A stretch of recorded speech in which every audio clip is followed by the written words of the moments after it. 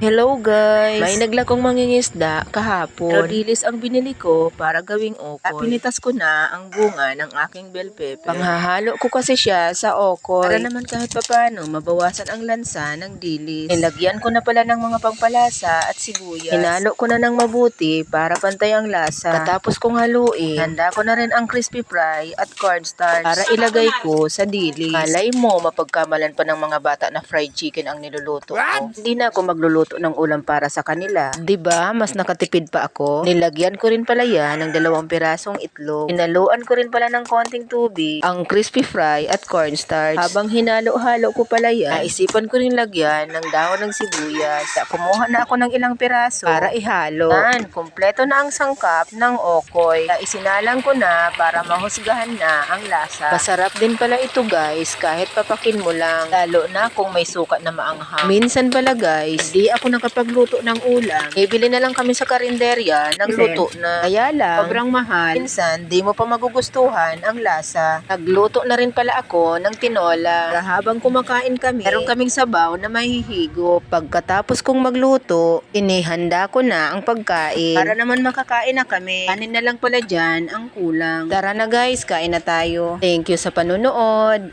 Bye!